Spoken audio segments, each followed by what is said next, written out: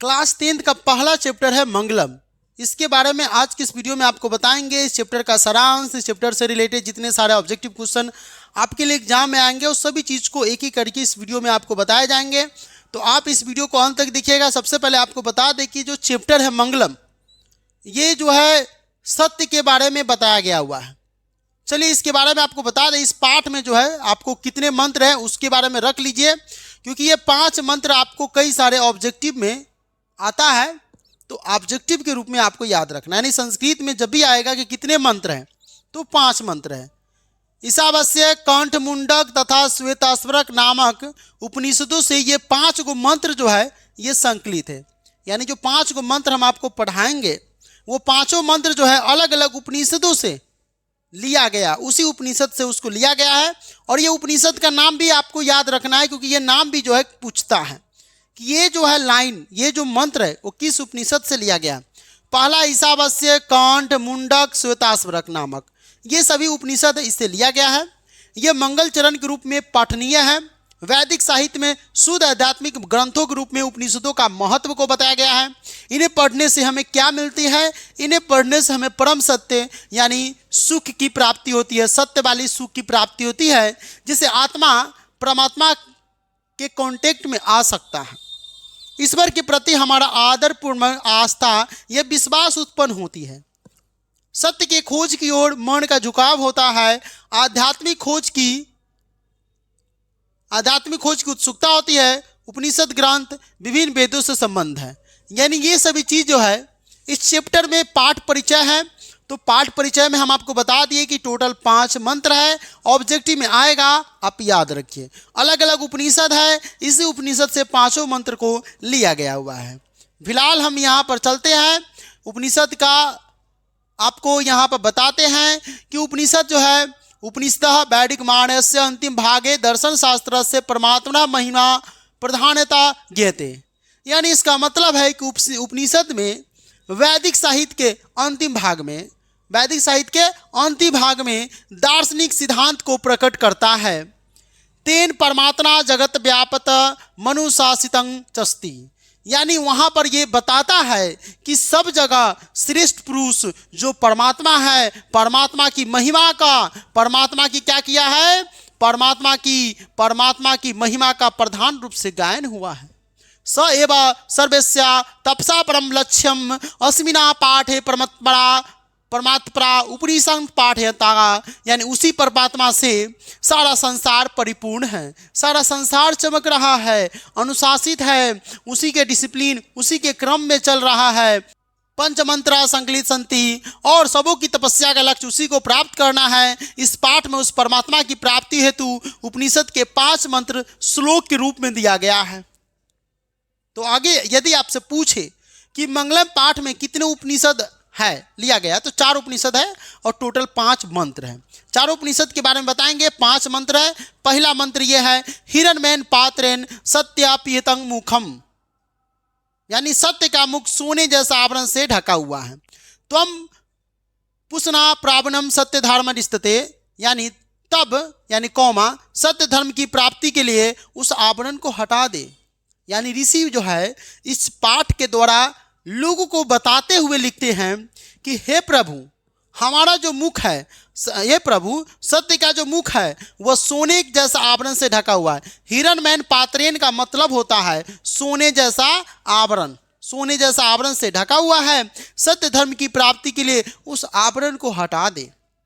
इसी चीज को यहाँ पर व्याख्या किया हुआ है। क्या किया हुआ है? व्याख्या किया हुआ है। अब इसी लाइन को अगर आपको व्याख्या करने के लिए कह दे कि इस पंक्ति की व्याख्या करें, तो व्याख्या कैसे करिएगा? ये आपको क्वेश्चन दे देगा तब।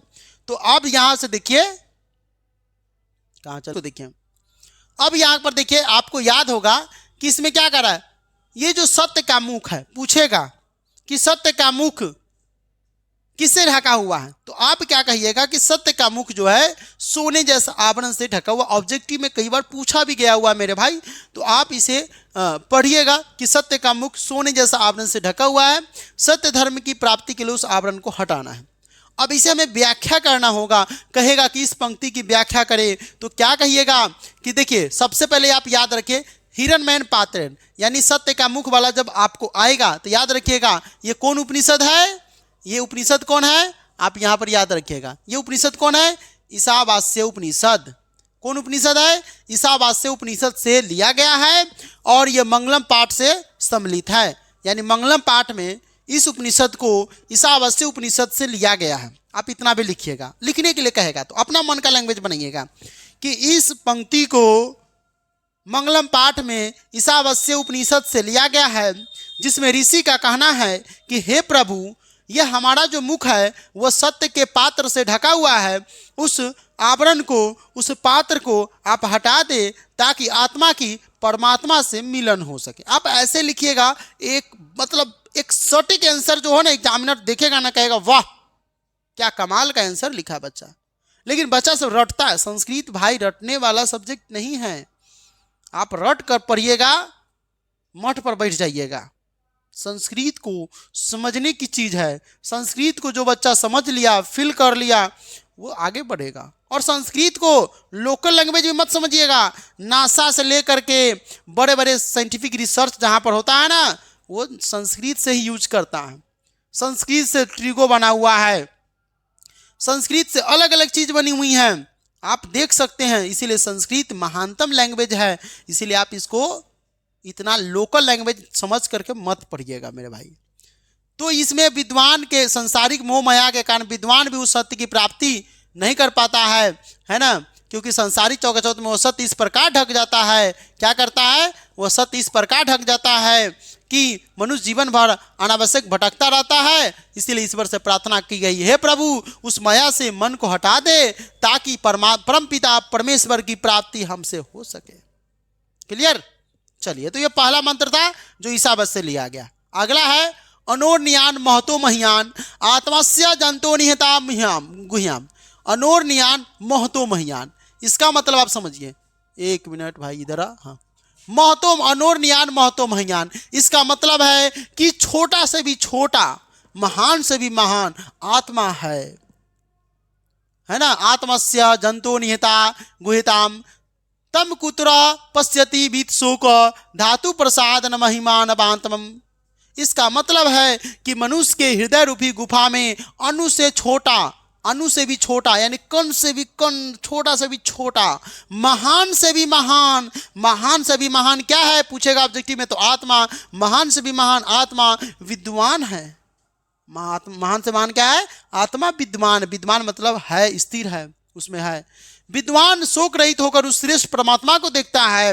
विद्वान क्या करता है, शोक रहित होता है। आपने बिहार बोर्ड से अगर पढ़ाई की है तो आपको बाल गोविंद भगत जो है किसी क्लास में है, उसके बारे में हम बच्चों को पढ़ाए थे कभी।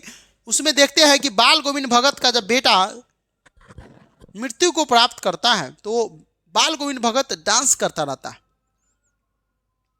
लोग कहता है पगला गया, लेकिन एक्चुअली में वो विद्वान व्यक्ति है। विद्वान व्यक्ति क्या करता है, बिना शोक रहित होकर के भगवान की भक्ति में लगा रहता है। तो ये अगर ये श्लोक को अगर हमको व्याख्या करने के लिए दे देगा तो हम कहेंगे प्रस्तुत श्लोक कठ उपनिषद से लिया गया। कठ उपनिषद से लिया गया है, संकलित है और मंगलम कठ उपनिषद से संकलित है तथा मंगलम पाठ में, मंगलम पाठ के कठोपनिषद से संकलित। इतना लिखिएगा जब पूछेगा। इसमें क्या कहा गया है, इसमें विद्वानों का कहना है कि आत्मा मनुष्य के हृदय में सूक्ष्म से भी सूक्ष्म और महान से भी महान आत्मा के रूप में मनुष्य के हृदय में विद्वान है।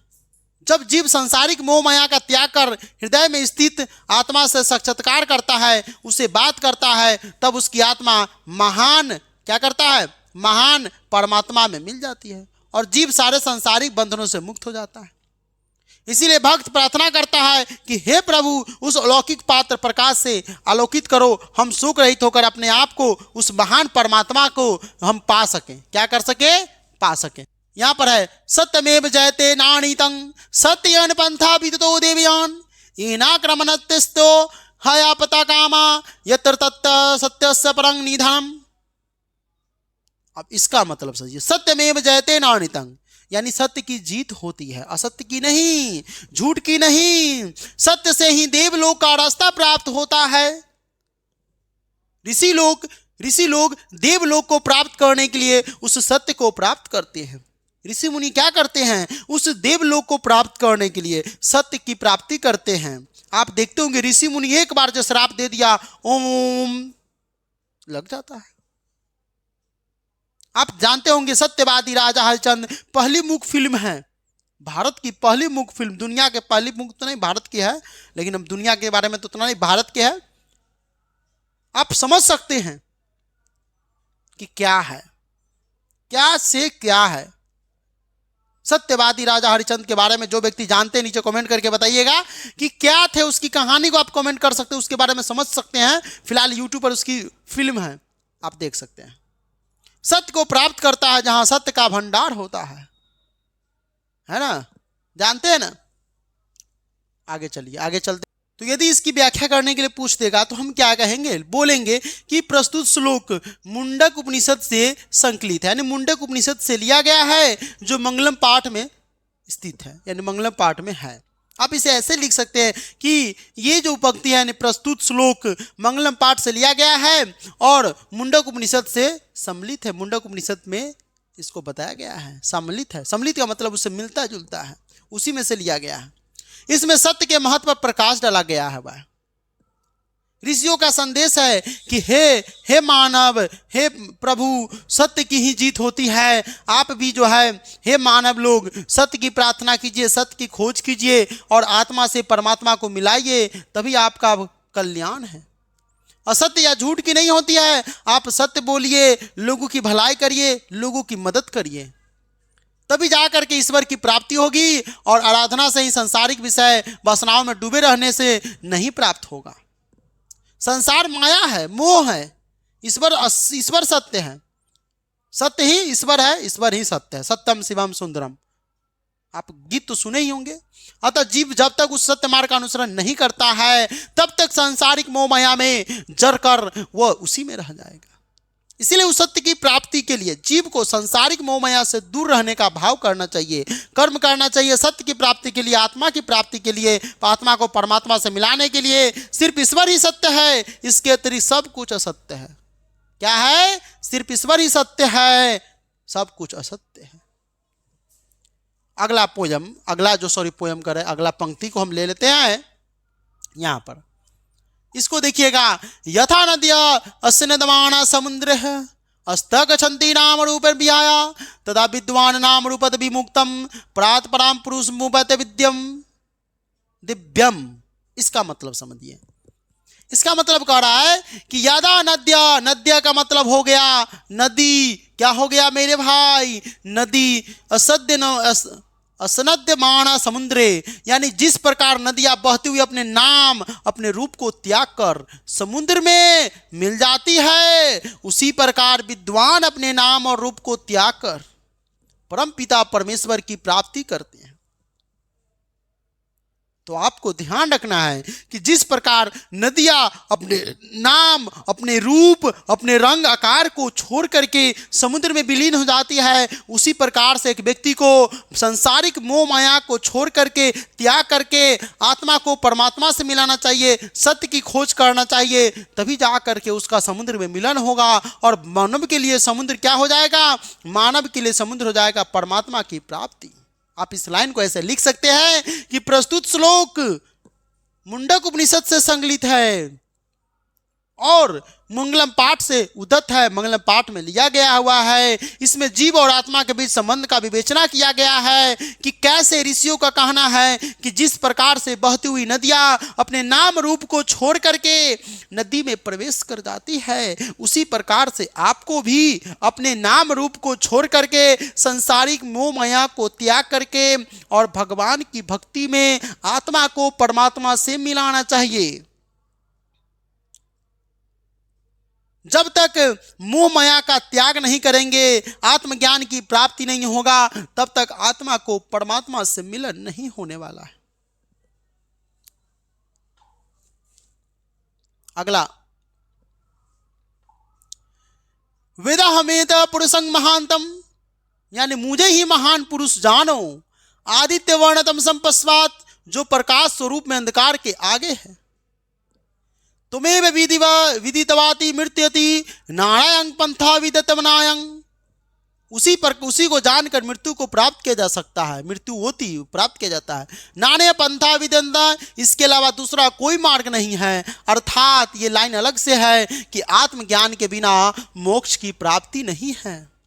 अंतिम समय में देखते होंगे मुस्लिम लोग हज की ओर जाते हैं और हिंदू लोग 4 धाम की यात्रा करते हैं, और बूढ़े लोग होते हैं, जब ये नहीं कि हम नहीं होंगे, एक दिन होना ही है, तो वो भगवान की भक्ति में लगते हैं। मेरा मानना है कि जब भी आप भगवान के भक्ति में लगते हैं तो आप उससे मांगिए नहीं। आप जब भी, हर बच्चा 9 महीने अपनी माँ के गर्भ में रह करके आता है, वही बच्चा जब माँ के गर्भ में जाता है तो दिन रात उसको परेशानी होती है, दिन रात कहता है, हे प्रभु, हे परमात्मा, हमें बाहर निकालिए, हमें बहुत कष्ट हो रही है, बहुत पीड़ा हो रही है। तो आत्मा परमात्मा कहते हैं, हम तुमको जन्म दे रहे हैं, हम तुमको बनाए हैं, क्या पता तुम बाहर जाएगा तो तुम हमारा नाम लेगा कि नहीं लेगा। वो बच्चा कहता है, हे प्रभु, हे परमात्मा, हम तुमसे वादा करते हैं, हम तुमको प्रणाम करते हैं कि हम बाहर जाएंगे तो आपका ही प्रार्थना करेंगे, आपका ही गुणगान करेंगे। वही बच्चा जब 9 महीने के बाद माँ के गर्भ से बाहर आता है तो कहता है, कहाँ हम कहाँ आ गए। वही बच्चा जब बच्चा होता है तो कहा गया कि बच्चे को भगवान का रूप समझा जाता है, उस बच्चे को भगवान का रूप समझा जाता है, क्योंकि भगवान से डायरेक्ट उसका कनेक्शन रहता है। वही बच्चा जब धीरे धीरे अपनी लंबी उम्र की तरफ जब बढ़ता है तो भगवान से कनेक्शन हटाने लगता है और संसारिक मोह माया से कनेक्शन बढ़ाने लगता है। तब वो भगवान कहते हैं कि ये चोटा हमारा जो है कह रहा था कि हम संसारिक मोह माया में नहीं फंसेंगे और आपका ही प्रार्थना करेंगे, आज देखो फंस गया। उसी में कुछ विद्वान लोग रहते हैं जो संसारिक मोह माया में नहीं फंसते हैं, शोक रहित हो करके भगवान की भक्ति में लग जाते हैं और भगवान की प्राप्ति करते हैं। उसी से उसका मोक्ष की प्राप्ति हो जाती है।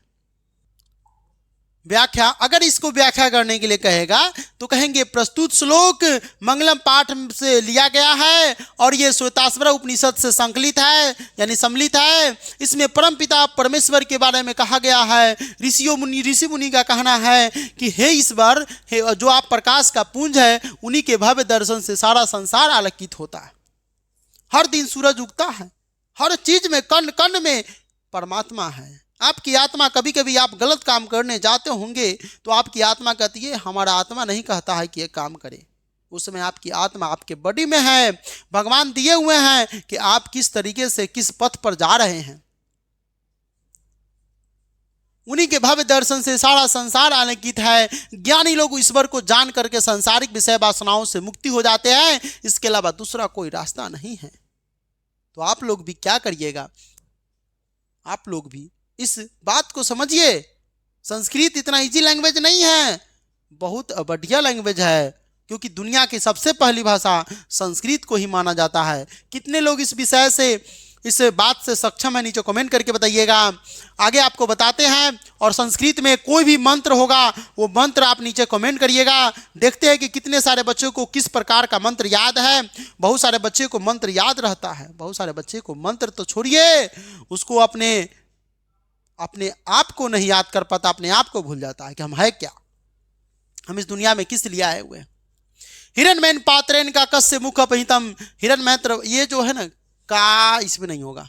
हिरण्मयेन पात्रेण कस्य मुख अपहितम, हिरण्मयेन पात्रेण यानी सोने के आवरण से किसका मुंह ढका हुआ है। सत्यस्य मतलब सत्य का मुख, सत्य का मुख जो है सोने के पात्र से ढका हुआ है। हे प्रभु, आप इस सोने के पात्र से जो हमारा सत्य का मुख ढका हुआ है उसको आप हटा दीजिए, हमारी आत्मा को परमात्मा से मिलन होने दीजिए ताकि हमको मोक्ष की प्राप्ति हो जाए।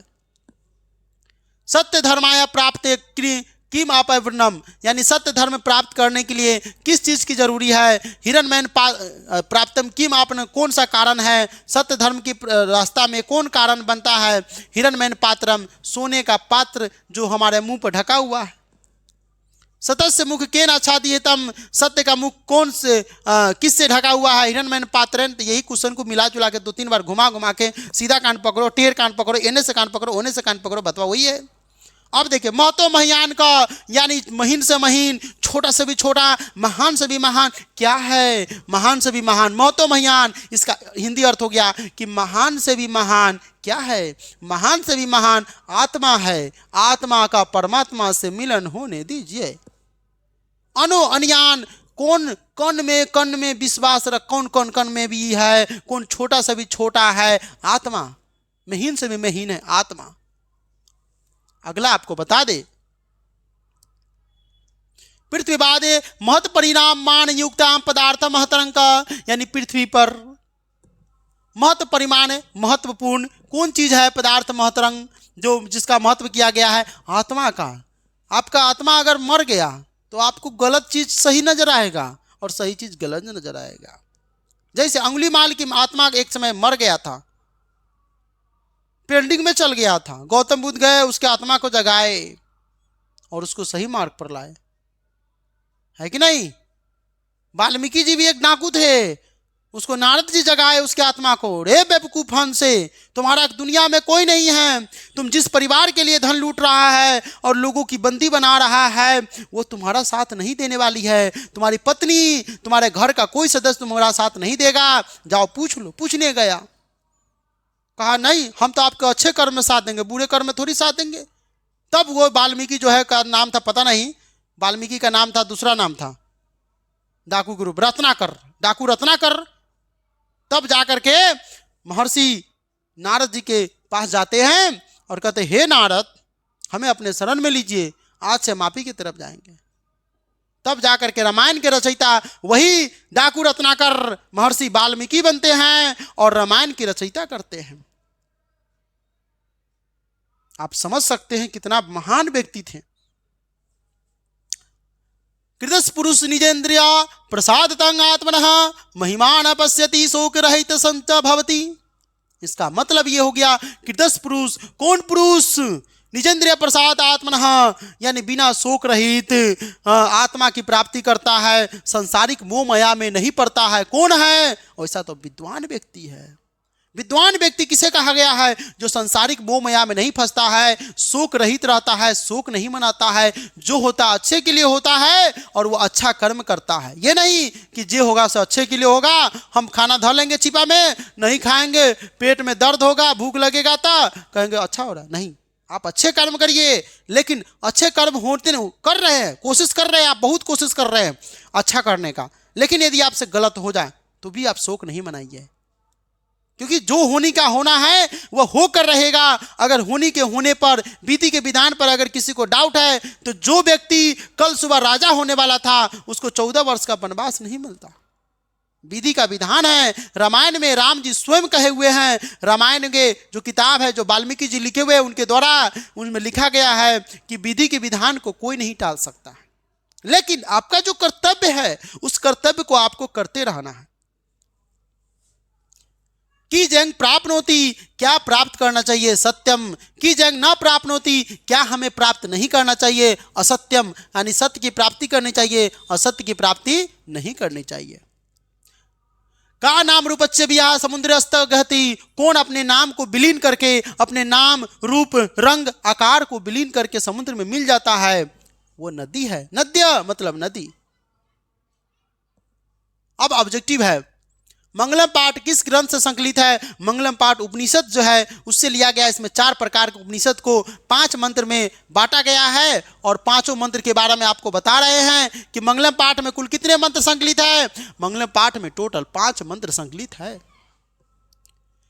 हिरणमैन पात्र डिस्टिय वाला श्लोक है, बीच में खाली स्थान यानी हिरणमैन से लेकर के डिस्टिय तक है। ये श्लोक किस उपनिषद से है? तो ये जो है ये ईशावास्य उपनिषद से है। अगर आपको इसका एक्सप्लेन करने के लिए, व्याख्या करने के लिए कह देगा कि प्रस्तुत पंक्ति जो है वह मंगलम पाठ में ईशावास्य उपनिषद से लिया गया है। इसमें यह बताया गया है कि सत्य का मुख सोने के आवरण से ढका हुआ है। हे प्रभु, उस सोने के आवरण को हमारे सत्य के मुख से हटा दीजिए और आत्मा की प्राप्ति परमात्मा से होने दीजिए, ताकि हमें मोक्ष की प्राप्ति हो सके। अनोर नियान महात्मना, यानी अनोर नियान से लेकर महात्मा तक बीच में खाली स्थान है। ये सेंटेंस आपको जो अगर आएगा कि इसकी व्याख्या करे तो किस उपनिषद से है? कठोपनिषद से है। कठोपनिषद से है।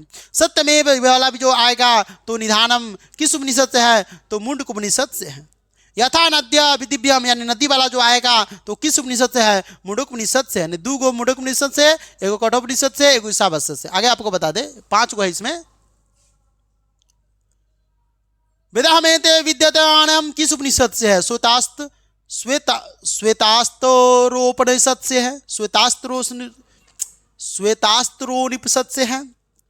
संपूर्ण संसार किसमें व्याप्त है, संपूर्ण संसार यानी पूरा संसार आत्मा में व्याप्त है, आत्मा के थ्रू परमात्मा में जाता है। इसका मतलब है कुल मिलाकर के पूरे संसार परमात्मा का ही दिया हुआ है। हम सभी परमात्मा के अंदर है, हमारे कण कण में आत्मा परमात्मा का विश्वास है, आत्मा का परमात्मा से मिलन होने का मन करता है, लेकिन हम लोग सांसारिक मोह माया में फंसे हुए हैं। इसीलिए कहा गया है कि संपूर्ण संसार किसमें व्याप्त है, परमात्मा में व्याप्त है, परमात्मा में विलीन है।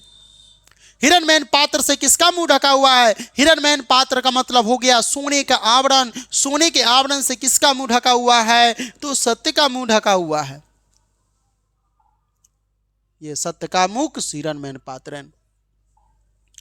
किसकी प्राप्ति हेतु हिरणमय पात्र को हटा दे, हे प्रभु किसकी प्राप्ति हेतु हिरणमय पात्र को हटा दे, आप लोग बताइए। सत्य की प्राप्ति हेतु हिरणमय पात्र को हटा दे। महान से महान क्या है, महान से महान आत्मा है। सूक्ष्म से सूक्ष्म क्या है, आत्मा है। छोटा से छोटा, महान से महान, मिहीन से मिहीन आत्मा है, जिस आत्मा की परमात्मा से मिलन होनी चाहिए।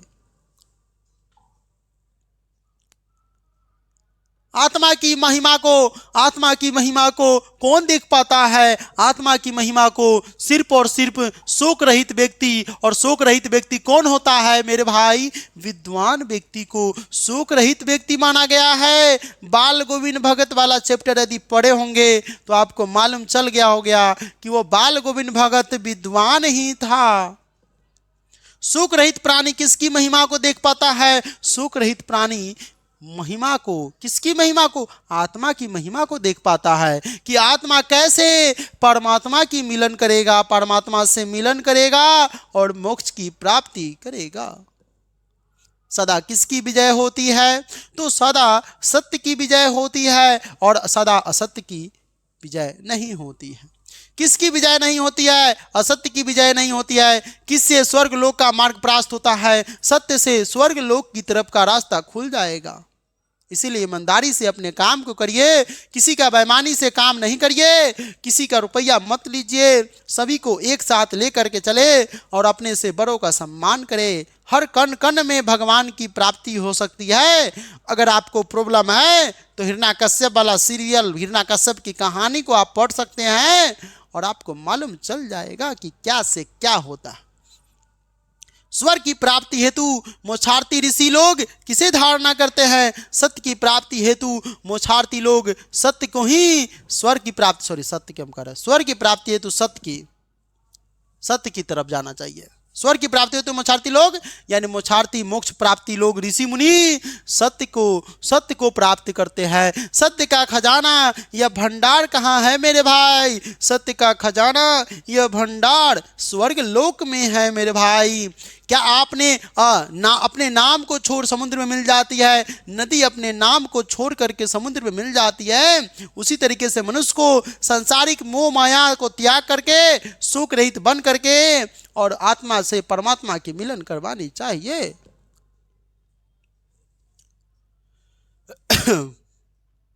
क्या आपने नाम को छोड़ हो गया, कौन नाम रूप से विमुख होकर विद्वान होकर परमात्मा मिल जाता है। विद्वान व्यक्ति अपने नाम, अपने पद, अपने प्रतिष्ठा को छोड़ करके चल जाता है। एक कंपनी है एयरसेल का कंपनी है जो 3000 करोड़ का कंपनी है।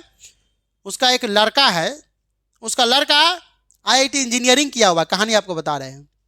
लेकिन वो लड़का जब देखा कि नहीं कुछ भी नहीं है, वो 3000 की कंपनी को छोड़ करके और ऋषि बन गया हुआ है। पैसा में, कौड़ी में, सांसारिक मोह माया में अगर सुख की प्राप्ति होती तो एक सिंपल गौतम बुद्ध भगवान बुद्ध नहीं बनता। सिद्धार्थ से गौतम बुद्ध और गौतम बुद्ध से भगवान बुद्ध बनने की जो प्राप्ति किया वो सांसारिक मोह माया को त्याग करके ही प्राप्ति होती है। इसीलिए सांसारिक मोह माया को अगर आप त्यागेंगे तभी आपको मोक्ष की प्राप्ति होगी। हम ये नहीं करें कि हर व्यक्ति अब अपना काम छोड़ करके लग जाइए। आप अपना काम करिए, भगवान की प्रार्थना करिए, सीधा बात।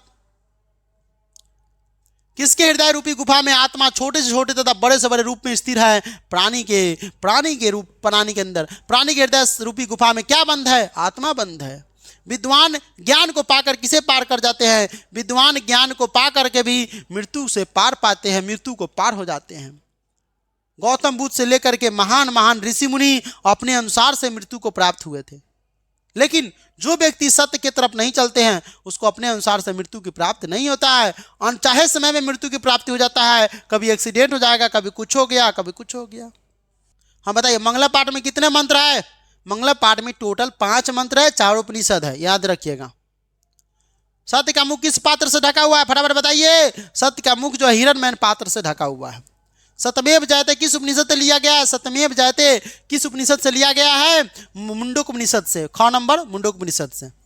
हिरण्मय पात्रेण दिष्टते किस उपनिषद से लिया गया है? हिरण्मय पात्रेण दिष्टते उपनिषद के बारे में पूछ रहा है, तो उपनिषद के बारे में पूछेगा तो ईशावास्यन उपनिषद, ईशावास्यो उपनिषद। वेदा हेमंते पुरुषंग महानतम विदते नाया किस उपनिषद से लिया गया है? बताइए। ये श्वेतास्त्र उपनिषद से लिया गया हुआ है। ग नंबर। 6 नंबर, मंगलम पाठ कहाँ संकलित है? मंगलम पाठ उपनिषद से संकलित है। अनोर नियान महतो महियान किस उपनिषद लिया गया है? कठोपनिषद। महान से महान क्या है? आत्मा है। किसकी विजय होती है? सत्य की विजय होती है। नदियां नाम रूप को छोड़कर किसमें मिल जाती है? समुद्र में मिल जाती है। फटाफट आपको तो याद होगा, किसकी विजय नहीं होती है? सत्य की विजय नहीं होती है। यह संपूर्ण संसार किसके द्वारा अनुशासित है? परमात्मा के द्वारा। बाकी तो आपको याद ही है।